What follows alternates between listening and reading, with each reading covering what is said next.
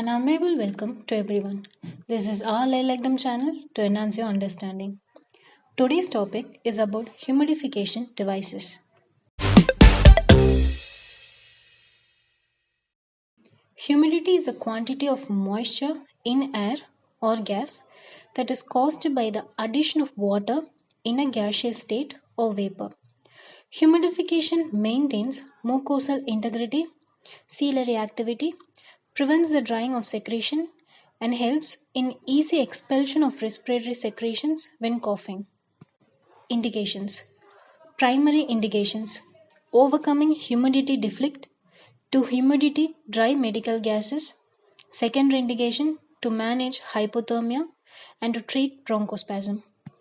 Clinical signs: dry, non productive cough,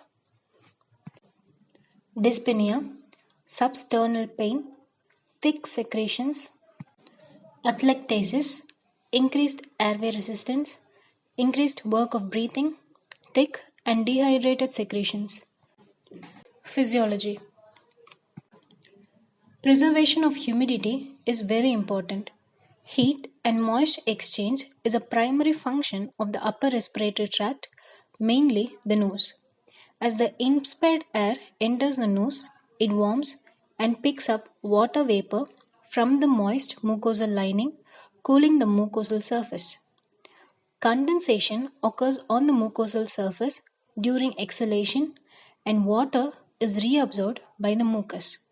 Sources of humidity: CO2 absorbent, exhaled gases, moistening breathing tubes and reservoir bag before the use, low fresh gas flows, coaxial breathing circuits.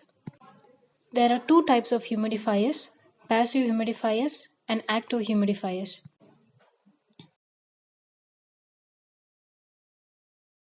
Passive humidifiers. One example of passive humidifier is heat and moist exchange filter. Passive humidifiers. They are also called as artificial nose, condenser humidifier, or HME filter, which is also called heat moist exchange filter, Swedish nose humidifier, regenerative humidifier, vapor condenser. Passive humidifiers, it is a utilization of patient's own temperature and hydration to achieve humidification in successive breath. They vary in size, shape, and may have a port to attach gas sampling line for respiratory gas monitor. They may increase resistance to airflow not only during inspiration but also during the expiratory phase. And they are placed in between endotracheal tube and the breathing circuits. Indications for passive humidifier: to increase inspired heat and humidity during both short and long term ventilation, especially useful when transporting intubated patients; to successful supplemental O2 to an intubated patient; may be used for tracheostomized patients.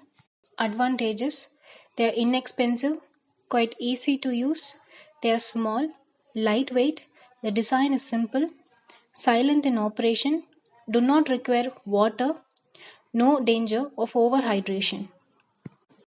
Disadvantages: increases dead space, increases resistance, can get obstructed due to blood or secretions, can deliver only limited humidity.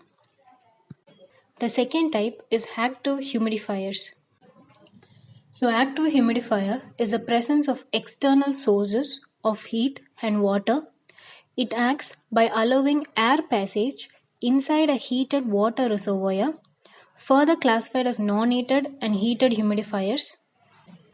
Non-heated humidifiers, they are simple containers containing distilled water which oxygen is passed and gets humidified, and it is used for delivering humidified O2 through mask or a nasal cannula.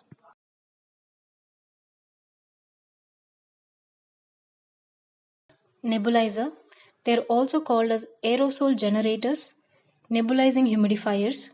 They emit water in form of droplets.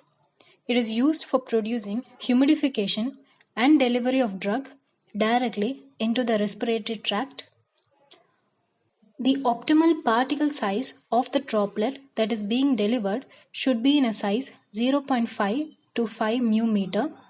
If particles greater than 5 μm is reached, it will be unable to reach the peripheral airway and gets deposited in the main airways.